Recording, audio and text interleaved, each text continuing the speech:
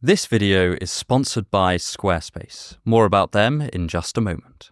Moral relativism is the closest thing philosophy has to a bogeyman. You will see political pundits, religious leaders, and public figures all warning of the dangers of this idea. But despite this, there's not a lot of accessible information as to what moral relativism actually is, and how it differs from other moral positions. So, what is this strange and controversial philosophy? And why does everyone seem to hate it so very much? Obviously, I can't cover every aspect of the philosophy here, but I hope this can just give a taste of the wider literature and a sense of what the hell is going on. My name is Joe Foley, and this is Unsolicited Advice. 1. What is moral relativism? And what isn't it? The first thing to know about moral relativism is that it's not really an ethical position at all, but rather a meta-ethical one. That is, moral relativism specifically does not tell you what is right or wrong. It is instead a theory about how to approach ethical claims as a whole. Speaking incredibly broadly, a moral relativist is someone who thinks different moral claims can be true in different cultural contexts, and the same moral claim can be true or false depending on the cultural context. Following Chris Gowan's, we can divide moral relativism into roughly 3 claims. The first is descriptive moral relativism. This is merely the idea that people genuinely do disagree about ethics, and not merely on a factual level, but on a moral one. This is a subtle distinction, but an example might help. Imagine that there are 2 people who disagree about capital punishment. One is in favour, and the other is not. However, this may only be a factual disagreement. It could be that person A thinks that capital punishment is an effective deterrent for other potential crime and supports it on that basis, whereas person B thinks that capital punishment does not, in fact, deter crime and opposes it on that basis. At first, this can look like a moral disagreement, but it's only really a descriptive one. If person B were convinced that capital punishment did deter crime, then they would change their minds and become in favour. This is substantively different to someone who is opposed to or in favour of capital punishment in principle. Say that person B was deeply religious and thought that the dignity of human life should always be upheld, especially by the state, and that person A thought that when someone takes a life, their life must be forfeit to balance the moral scales of the universe. Then, even if all the material facts were the same, these people would still disagree on the issue of capital punishment. Some philosophers, like A.J. Ayer or C.S. Lewis, thought that a large amount of moral disagreement was actually factual disagreement in disguise. To give C.S. Lewis's example of the witch trials, he argues we would probably agree with punishing witches who cause crop failures if we found out that they actually existed. It's just that they do not, and so we look back on punishing witches as morally abhorrent because it was based on a false premise, and so was just punishing innocent people for doing nothing wrong. Descriptive moral relativists tend to think that substantively different moralities arise most often between different societies or different communities. So they might believe that different religions can come up with genuinely different moral schemes which don't just reduce to factual disagreements, as in the case of Lewis. You can be a descriptive moral relativist without being a full moral relativist. For example, the official position of the Catholic Church is not that everyone agrees on morality, but that people disagree and some are wrong. They are descriptively moral relativists in that they think there are genuine moral disagreements between people and between societies, but they think there's also an objectively right perspective, God's, and by extension, theirs. A step beyond this is normative moral relativism. This doesn't just hold that people do disagree about morality, but that those disagreements can be irresolvable. That is, different, incompatible moral statements can be true at the same time in different cultural contexts. Perhaps the best analogy to explain this is language, and I've taken this from the moral relativist J. David Velleman. There is no one universal language that everyone speaks and that we can say is correct. Which language it is appropriate to speak will depend on your cultural context. Nonetheless, if I am speaking English, there are correct and incorrect ways of talking. There might be quite a lot of leeway, but if I produce the sentence, carrots have red eyes and behave erratically, while trying to express the thought that the cat is on the mat, then I am using English incorrectly. Language is descriptive in that it tracks how people use certain words, but it's also prescriptive, in that you can use a language in a way that is antithetical to the presumed intention of being understood. Most of us are linguistic relativists. We think that there are incorrect and correct ways to use language, but that they depend on which language you're speaking. This straddles the boundary between language having no norms, in which case it would just be a miracle that we understand one another at all, and there being one objectively correct language, which just seems strange and somewhat untenable. The normative moral relativist thinks the same about morality. They hold that within different moral systems, there are ways you can be genuinely right or wrong. If you're in a Christian community speaking the Christian moral language, then it is genuinely wrong to sleep with someone who's not your spouse. In a society populated entirely by swingers, then it probably wouldn't be wrong to do so within their specific sexual norms. Within each of these communities, there are genuine moral prescriptions, but there's no way of arbitrating between the norms outside of a cultural context. To use the moral relativist terminology, these systems are incommensurable. For them, it would make as much sense to say this community's morals are objectively right as to say French is the universally correct language. Normative moral relativists then use this theory to explain the descriptive moral relativism that we just went through. This is part of what allows moral relativism to annoy a uniquely large set of people. On the one hand, it's at odds with moral objectivists who think that morality is a set of moral facts which govern all of us, regardless of context. Then murder is not just wrong within a particular cultural frame, it is wrong independent of any cultural frame, and would still be wrong even if no person existed. This independence is important. In theory, a moral relativist could say that murder is wrong will be true in every cultural frame, just because any society that thought murder was not wrong would not survive. But that still wouldn't make it objective in the way the moral objectivist would like. To use Velleman's terminology, it would be ubiquitous without being universal. We'll come back to this point about ubiquity later, as it's become pretty important to more modern strands of moral relativism and purports to solve some of its classic problems. On the other hand, moral relativists also disagree with most moral anti-realists, like emotivists or prescriptivists. These are people who don't think that moral statements are true or false at all, but are best understood as the expression of an emotion or a will. Moral relativists are also not moral nihilists. They explicitly do think that there are moral facts, they just think that those facts are frame relative. I mention this because some popular arguments against moral relativism are often not about relativism, but these other positions instead. For example, it is a common refrain of many popular religious thinkers to say, without God, we will all be moral relativists. But sometimes they mean, without God, there are no moral facts, in which case their fear is about moral nihilism instead. The final pillar of moral relativism is a loosely defined principle of tolerance. That is, that one culture has little to no right to interfere with another culture's moral system. This is honestly really interesting, because when I was researching this video, I found that almost all the mainstream academic moral relativists today are quite skeptical of this idea, especially in its extreme forms, and it's certainly also not an implication of the other two pillars. Nonetheless, it has come to be associated with moral relativism because it's sort of an easy conclusion to arrive at from normative moral relativism. If we have a moral frame that is incommensurable with another culture's, and our frame is not better than theirs objectively, then how do we justify imposing our morals on them?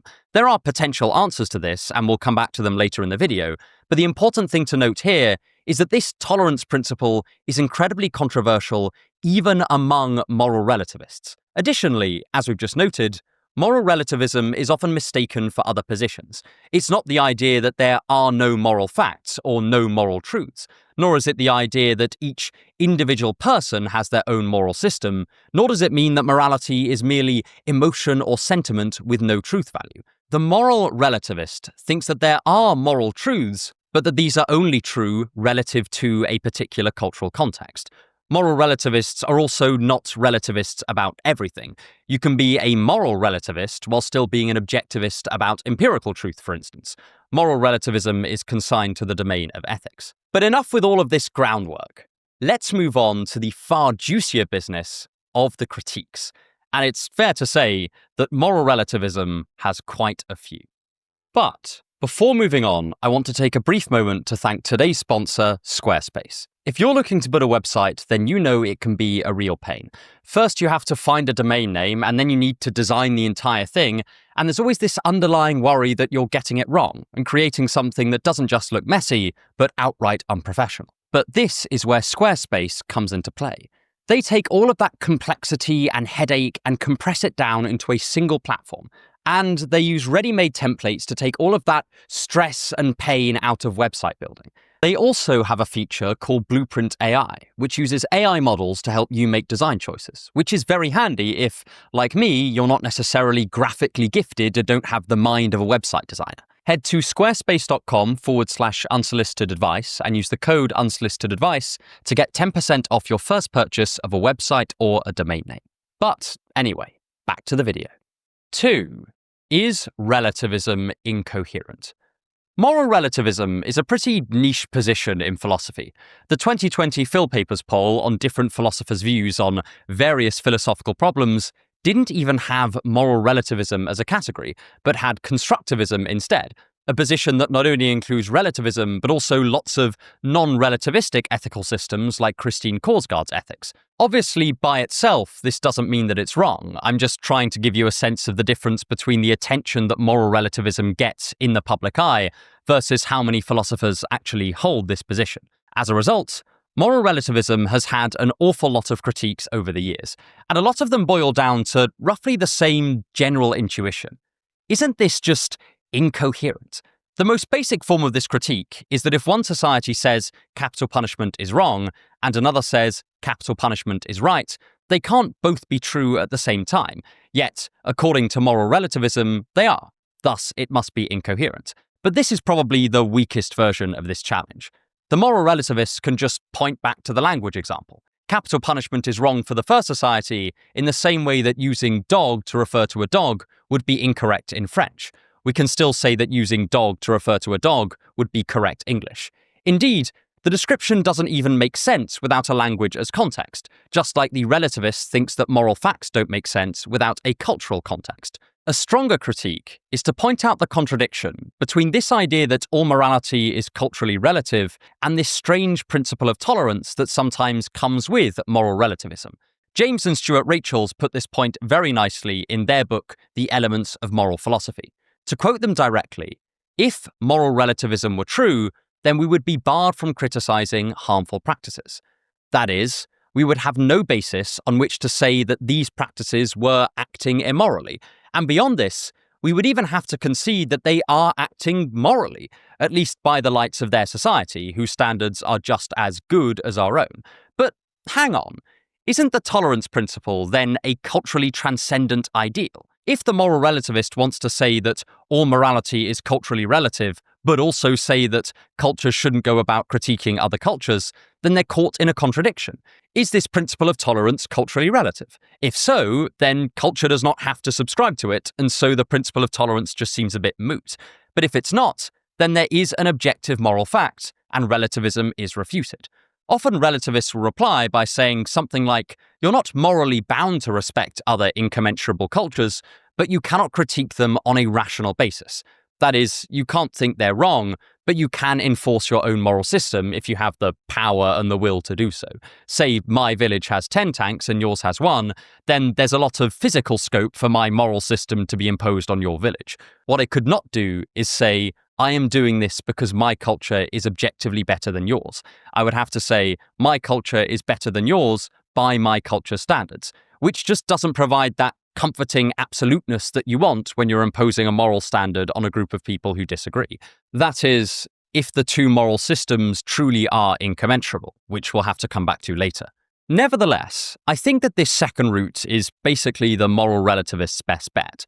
Then tolerance is not a moral principle. You don't have to tolerate alternative moral systems. It's just a constraint on rational argumentation. You cannot use rationality to show that their morality is false. You can only overcome it with rhetoric or force. But this flies in the face of many people's intuitions that moral disagreements can and are solved. That two people from different cultural backdrops could come together and resolve a moral disagreement using reason and conversation. For the moral relativist, if they do this, It can't have been a genuine baseline disagreement in principles. They must have had enough moral common ground initially to both turn to some shared values to arbitrate between them.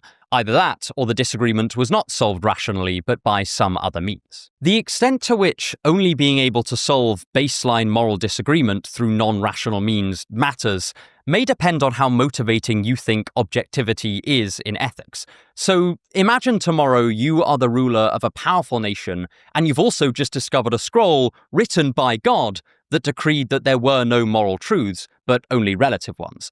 Would that really stop you from moving to prevent slavery in other societies? Or would you go, I don't care whether it's objectively immoral, it is immoral to my society, and I'll use my power to enforce my morality? It seems to depend on whether you consider objective rationality a precondition for moral motivation. And on this point, I tend to lean towards no. I sort of think that I would probably act the same regardless of whether I discovered that moral relativism were absolutely true.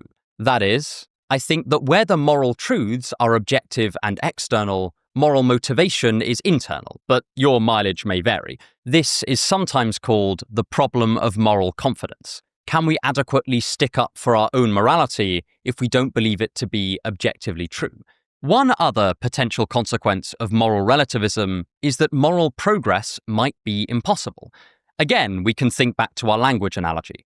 Across the 17th century, the English singular second-person pronoun thou fell out of use, and we ended up with one second-person pronoun covering both the singular and the plural cases, you. Most European languages do keep the division between the singular and plural second-person pronouns, such as the French tu and vous, the German du and sie, and the Russian tu and vi. But it's not true that English progressed, except in the sense that it got closer to our way of speaking today. There is no ultimately correct version of English that it's inexorably moving towards. Yet, most people don't think this is true for moral systems. For example, many European nations moved from practicing slavery to abolishing it. The Persian Emperor Cyrus the Great increased religious toleration in the Persian Empire. The ancient Athenian state moved from tyranny to a quite limited form of democracy. We tend to think of these as examples of moral progress. That is, of things getting better. But this is very difficult to explain with moral relativism. Velleman outlines some relativist ideas of moral progress, where we just increasingly live up to a pre-existing moral system. For example, the Christian author Glenn Scrivener has argued that European nations abolishing slavery was just them getting nearer to their pre-existing Christian ethic, rather than an outright ethical change. If he's right, and I should say this is very much an open issue, then this would be a kind of moral progress that even the relativist could accommodate, since there's not actually been a change in morality, but just how loyal we are to that morality. It's a bit like how you'll come across people like me, who, if they think really hard, probably don't have a morally defensible reason to eat meat, but do so anyway. I would be less of a hypocrite if I were vegetarian. Likewise, relativist moral progress is more like a society-wide move away from hypocrisy as opposed to a society-wide change in morality. However, it doesn't seem like this can account for all moral progress, and certainly not all possible moral progress. Say there's a society that practices the ritual killing of puppies. They don't do this because they believe it leads to some good end. They think it is good in and of itself. In this case, a member of that society who wants to put a stop to the puppy killing is, for the relativist, morally wrong. They are advocating for something that is not permitted by the current moral order, and thus are incorrect. But this means that anyone agitating for a change in morality within their community is doing something morally wrong by definition. So the moral relativist would have to look at someone like Buddha Siddhartha Gautama, who argued against ancient caste systems, and say that he was morally wrong at time of speaking. But if we assume that doing something morally wrong is undesirable, and I think that's a pretty minimal assumption, this seems to make any and all radical moral change intrinsically undesirable. Many people think this just flies in the face of how morals empirically develop and change out in the world, and so reject moral relativism on these grounds. It makes radical moral progress completely irrational, and more than that, immoral. The moral relativist might give a causal account of just how morals change, but not why this change might be justified.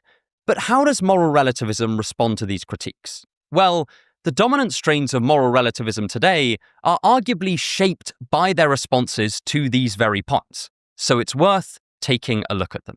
If you want to help me make more videos like this, then please consider becoming a subscriber for the channel, or if you're feeling very generous, subscribing to the Patreon. The links are in the description. 3. Moral relativism strikes back. One of the hallmarks of more recent variants of moral relativism is that they tend to make some concessions towards moral objectivity. This is partly motivated by a desire to just define what constitutes a moral system as opposed to any other kind of system. What separates morality, even relative morality, from manners, for example. Plus, some of the considerations from the previous section, such as accounting for moral progress, motivate the moral relativist to at least place some constraints on what could be moral. Different relativists do this in different ways. J. David Velleman thinks that the basic goal of every moral system is to give people reasons for acting and thus develop a sophisticated idea of a full moral agent, and that forms the basis for his constraints. But I want to focus on the constraints set by David B. Wong, since he's probably done the most in recent years to clarify the constraints on his relativistic position, though of course I'll have to simplify a little for the sake of brevity. Wong's moral relativism is grounded on his idea that the phenomenon of moral systems is best explained by humanity's nature as a social animal and thus social construction. That is, that the best way to explain why we humans have moral systems and why some of them differ is with a sociological or anthropological story about how those moral systems fulfill certain human needs and coordinate voluntary behavior. However, this naturally will impose some constraints on what makes an adequate moral system, since there are limits to what we as humans can naturalistically do. We'll be able to judge a system on whether it can achieve these initial purposes of voluntary behavior and fulfilling human needs. We can think of these as a sort of baseline criteria that any morality must fulfill. Again, language is quite an illustrative analogy. Some languages have a distinction between second-person singular and second-person plural pronouns, and some don't. But anything worthy of the term language must facilitate communication between agents. If my friend and I have two hand signals, one for dogs and one for cats, but no other signals, then this doesn't allow for enough communication to properly be considered a language. To quote Wong directly, and I apologize in advance for the long quote, but I promise it is helpful. Consider the intrapersonal function of morality that has to do with shaping character and specification of worthwhile lives. There are a limited number of goods that human beings seek, given their nature and potentialities. The satisfaction of their physical needs, the goods of intimacy, sociability, and social status and approval, perhaps the opportunity to discharge aggressive energy, having some degree of variety and challenge in activities, and knowledge either of the physical world or of the human world, are goods sought across many different cultures. Morality is not determined by these deep human propensities, but if it's to serve an effective guide to action, it must be limited by these propensities. In identifying positive goods that human beings are to seek, it cannot identify something human beings have no propensity to seek. That is, despite the variety of moral positions, Wong thinks there are limits to moral relativism. Unlike the more crude moral relativism we discussed in the last section, this relativism is not total, but flexible. It's no longer absolutely anything goes, but rather quite a lot goes. And this makes sense when you think about Wong's consideration of the human being and thus morality as naturalistic phenomena.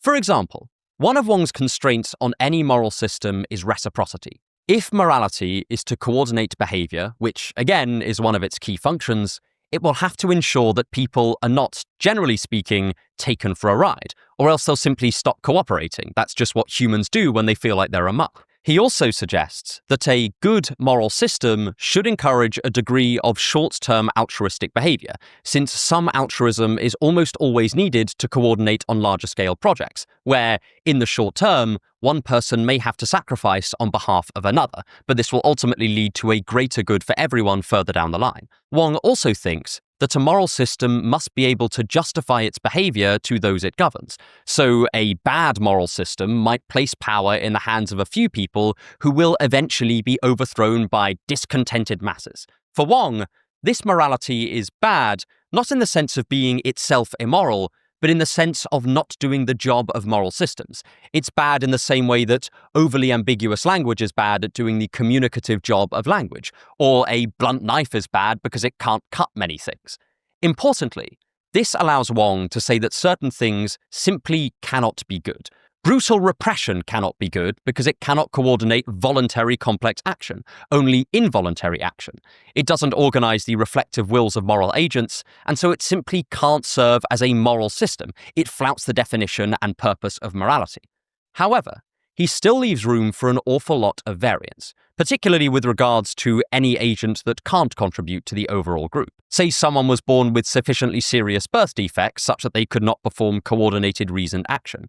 It doesn't seem like it's disallowed by Wong's constraints for this person to have basically no moral standing within that community, and this seems like it's at least a prima facie critique of Wong's philosophical system. Wong's framework also allows for some idea of moral progress, albeit in a strange sort of way.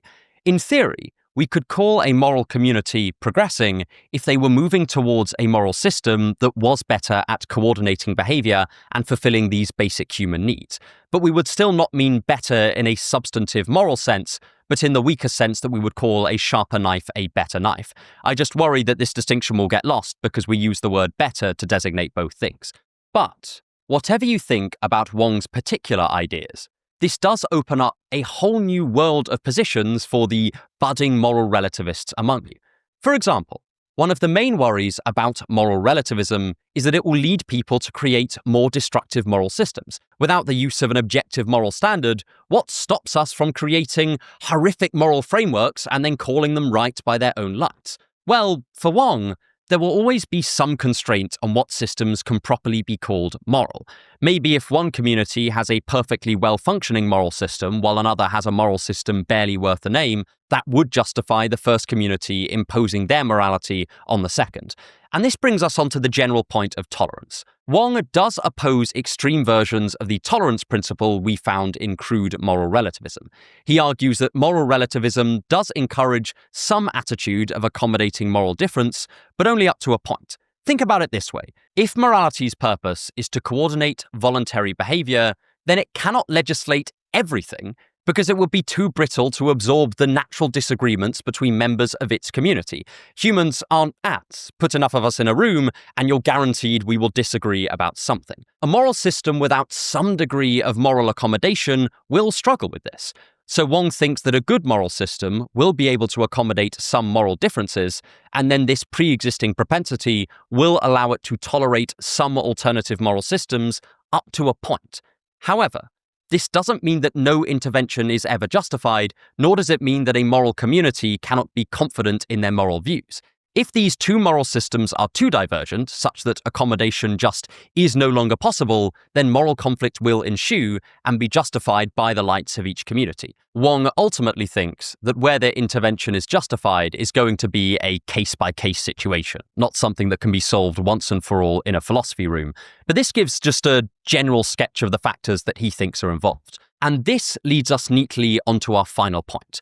Because even though moral relativism is widely considered to be a very flawed position, especially in its cruder forms, there are still some things we can learn from it and some very valuable questions that it raises. 4.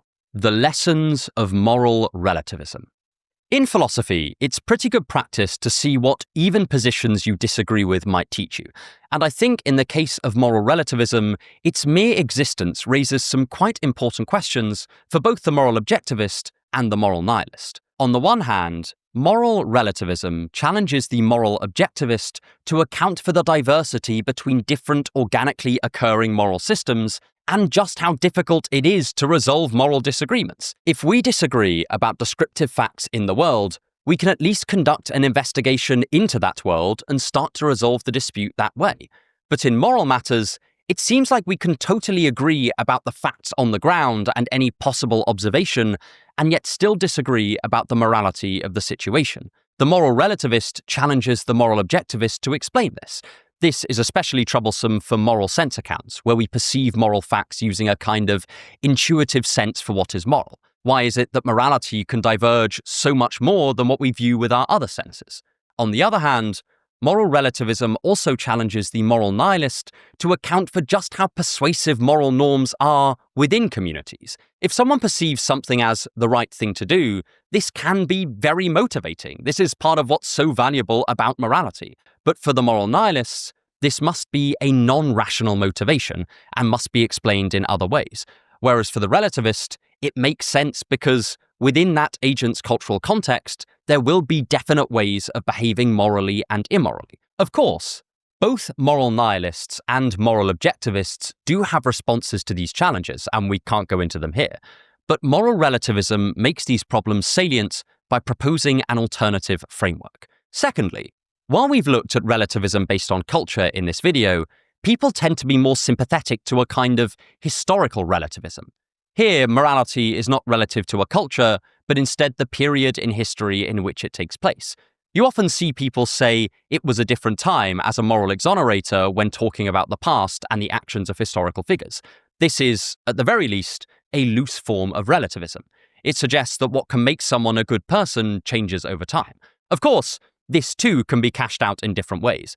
I think when some people say this, they mean that the moral law has not changed, but now we know that law to a greater degree, and so are more morally culpable, whereas other people mean that moral standards genuinely have changed over time. The first is not technically relativism, but I think the second is. It is worth noting that in practice, a lot of people think that some moral statements are objectively true, but that others are relative. That is, they mix moral objectivism and moral relativism in their worldview. This comes up in Chris Gowan's article, where he surveys some empirical research that suggests that there are certain moral rules most people are very sure are objectively wrong, but there are others on which they are much less clear. For example, people are more likely to say that things like murder or robbery are objectively wrong than moral issues which are more commonly disputed, like abortion. This is just surveying the ordinary intuitions on the subject, but it does highlight that moral relativism is not necessarily an all-or-nothing affair. It could be that certain actions just are wrong, but others are culturally relative. For instance, you might think that stealing someone's property is wrong, but that the specific nature of property rights might differ between cultures. I know this is kind of a flippant example, but in Harry Potter, the goblins have a theory of ownership where whoever makes an item retains permanent ownership over it, and what we would call buying, they merely think of as lending. Someone could say that robbery is always wrong, but within goblin morality, that robbery will look different to how it looks in our world. This has one foot in the objectivist camp, but also requires a culture to see what the specifics of those objective morals turn out to be. We could think of the objective moral laws as then containing variables that are filled in by a cultural context. To use a real-life example, almost everyone agrees that killing someone without reason is morally wrong, but communities often disagree about what a good reason to kill someone might be. For some, it's only if they are an active threat to your life. For others, it's if they've done something sufficiently heinous. In honor-focused cultures, the bar may be significantly lower. The objective moral fact, killing without reason is wrong, remains, but it's incomplete without a culturally specified definition for without reason. Positions like these are rather interesting, and some people think they cut a middle ground that accounts for both the diversity of moral views, but also how they all tend to converge upon a set of reasonably stable ideas about unjustified killing or robbery. They would hopefully allow for rational moral disputes as well as moral progress, while still accounting for the variety of different moral views in different cultures. But ultimately, this too is incredibly controversial. Lastly, even if we find normative moral relativism unconscionable, and many of us do, there are still a lot of very interesting questions raised by descriptive moral relativism in terms of how we interact with people from radically different moral frames to our own. Are there, as a matter of fact, common principles upon which all or almost all moral systems agree, so that we can build our moral conversations on that basis? Or are there truly radically different moralities such that no rational conversation could ever emerge? This is a pretty crucial question, because if there are shared standards, then it means that one culture could freely recognize another culture as more moral by their own standards. If it turns out all cultures just happen to agree that, all else being equal, suffering is bad, then it's possible for one culture to look to a more suffering-minimizing culture and deem that as better. This would allow for rational conversations between those cultures on morality, on the basis of minimizing suffering. On the other hand, if there are two moral systems that are fundamentally different, such that there is no crossover in their moral principles, then moral conversation between those two camps is just impossible. Even if the moral objectivist is right, and there are objective moral facts, you would never be able to persuade this fundamentally different culture of that. This would have huge implications for how we would interact with that culture. And finally, there is the thorny matter of tolerance. Whether or not you are a moral relativist, this raises an important question for almost any society. To what extent should moral differences be tolerated, and how do we deal with this? After all, there are often substantive moral disagreements even within ethical communities, and any community has to balance the twin aims of having a moral center that they can all coordinate around and accommodating the inevitable moral disagreement that just will arise through natural human variation. Again, the Catholic Church is a good example of this. While believers and even popes have disagreed about whether capital punishment is permissible, opposition to the death penalty was not part of the Catechism until 2018, and this is still considered not infallible. That is, the Church deemed it a moral issue about which Catholics could reasonably differ. They certainly weren't relativists in any sense of the word, but they were dealing with the difficulties of intra- and inter-community moral difference. And moral relativism brings these sorts of questions to the forefront of debate, and they are deeply important. Moral difference is a substantial and quite scary issue. Almost no one thinks that everything should be tolerated. But if no difference is tolerated, then that sounds an awful lot like a totalitarian state. Questions like these are worth considering when we're crafting and shaping our own societies, whether you are sympathetic to moral relativism or a die-hard opponent. Personally, I remain pretty much unconvinced by the relativist position, but let me know what you think about Wong's more sophisticated version and whether you think it solves some of relativism's classic issues. And if you want to know what happens if you live with absolutely no values, then check out this video to watch my analysis of Dostoevsky's terrifying novella, Notes from Underground. Thank you so much for watching, and have a wonderful day.